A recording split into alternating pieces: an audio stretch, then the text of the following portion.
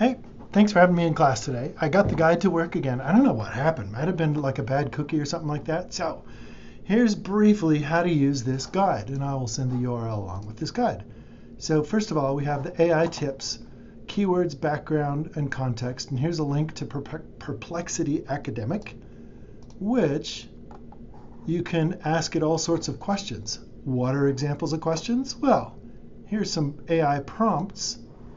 So you can say, you remember when we were looking for keywords and we had the advanced search? You can say, ask for all of those things. So like what kind of article, what field of study, does it have a document object identifier, what's the date range, about healthcare professionals, suffering burnout, there's the population, and then the intervention has to be non-pharmacological. This one is pretty good. The only problem that we've got with AI is that we don't know where it pulls from, and we don't know if it's the article that we would have chosen. So this is a good brainstorming tool. I'll go back to the results. Here's the prompts. So level of readership, so you could say kids' books about alcoholism or things like that. The field of discipline is important because sometimes we'll look at public policy, sometimes we'll look at psychology.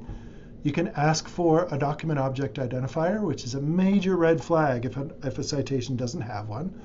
And then you can name examples from the PICO model, or you can even say, hey, Gemini, what's the PICO model? And then here's the prompt that I'm doing right now. Here's the prompt that we did in class. What are academic library keywords for? And then you could put in your population. Also, here are preloaded examples of what we did in the library catalog, although we didn't get too much detail in it. So when I click on this, it goes to the library catalog, and you can open up and you can see all the synonyms for this name of a population. Or you can look at this one, or you can cut and paste and say, okay, I'm interested in cognitive behavioral therapy for Generation Z, and you can put in anything that you want. I'll do social media. And then what it's going to do is look for each one of those in turn, and you'll get 63 peer-reviewed articles. Ooh, we could do, what else would we do?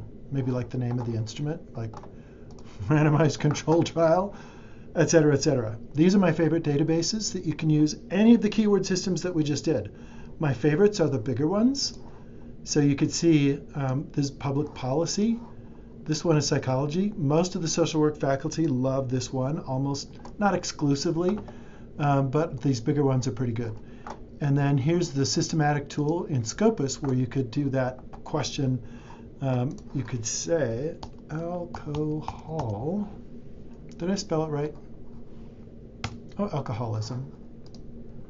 This is the one where you could sort it by number of times cited, and you could see the articles that had the most impact. So this one, alcoholism and differences is stress response dampening. You can see this one's really old, but you can see this was cited 274 times. And you can click on that 274, and these are all the articles that cited it in order of like number of times cited, and on and on and on and on. Last things I want to show you. Google Scholar we talked about. There's a data set search if you have to find data sets. There's a library guide for data. And then here's citation managers if you're interested in doing that. I highly recommend Zotero.